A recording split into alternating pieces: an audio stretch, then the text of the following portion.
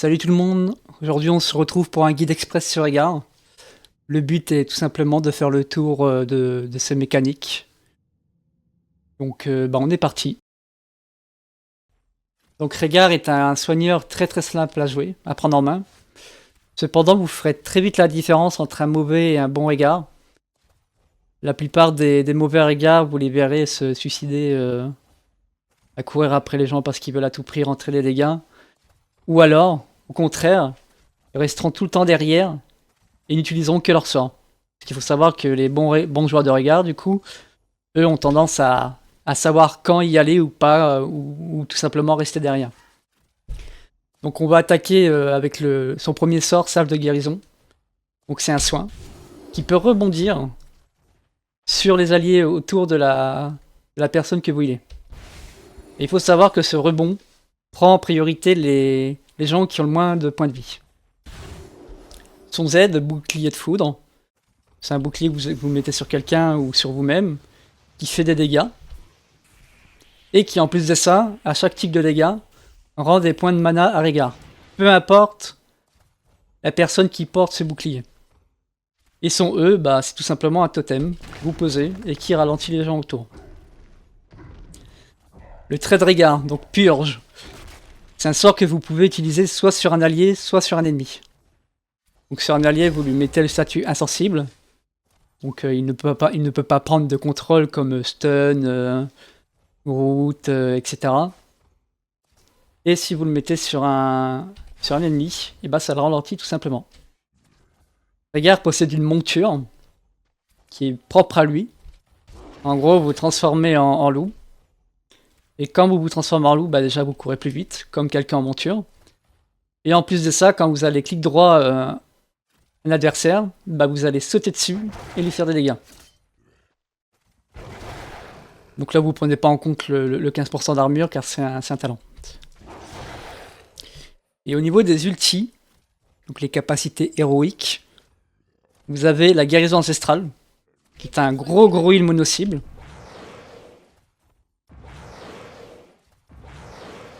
Vous voyez.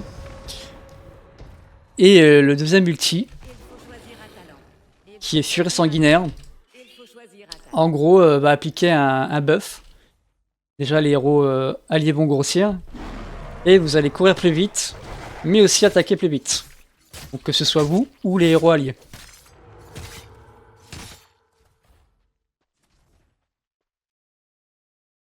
Donc au niveau du build, on va vous proposer un build totem.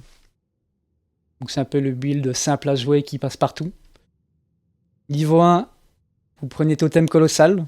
Ça vous permet de repositionner votre totem une seconde fois. Et en plus de ça, passivement, ça augmente le rayon, la durée et les points de vie du totem.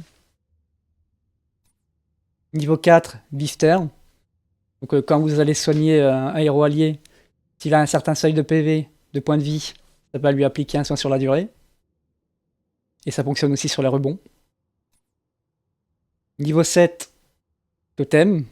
Donc maintenant, ça va appliquer le totem va appliquer un malus au niveau de la vitesse d'attaque et de la puissance des capacités des héros adverses. Mais en plus de ça, vous pouvez poser votre totem beaucoup plus loin. Niveau 10, guérison ancestrale. Sauver les gens, c'est ce qu'il y a de mieux. Surtout en healer.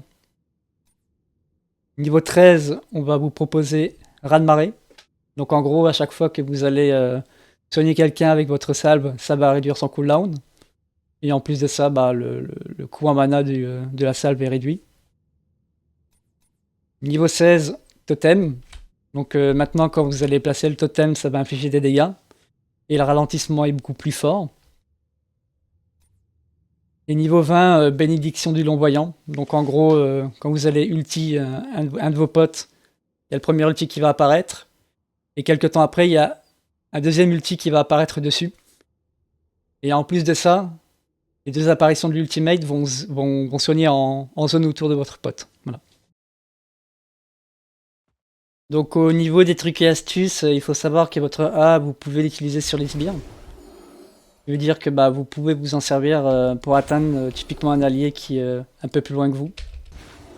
Donc si vous n'avez pas la portée, vous utilisez le sbire et hop, ça rebondit là-bas par exemple.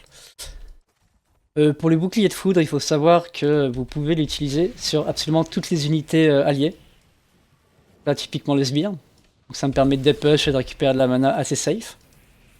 Et pourquoi pas l'utiliser aussi sur le totem.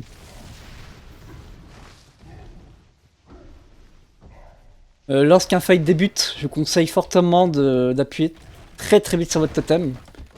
Même si vous touchez que le tank. Parce que comme vous pouvez voir, ça applique un debuff et très souvent les gens ont tendance à l'oublier et à ne jamais taper le totem. Au niveau de la monture,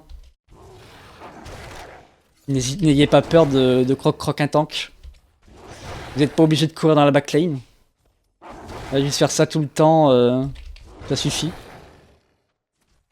Et aussi, quand vous avez rien à faire, arrêtez de courir comme ça à pied. Soyez tout le temps en monture. Et ça, peu importe le personnage, hein, je vais vous le répéter tout le temps. Mais la monture, vraiment, quand vous avez un temps mort, c'est ultra important de rester tout le temps en monture. Ça peut vous permettre, je sais pas, moi, typiquement, j'ai pas la vision sur un Muradin qui est là, il me saute dessus. Là, comme je suis en monture, je peux quand même facilement esquiver son étourdissement, etc. Donc voilà, donc j'espère que ce guide express regard vous a plu, vous a aidé à comprendre un peu mieux le personnage. Si jamais vous souhaitez une autre vidéo pour qu'on prenne un petit peu plus de temps sur les autres builds, bah, n'hésitez pas à le faire savoir en commentaire.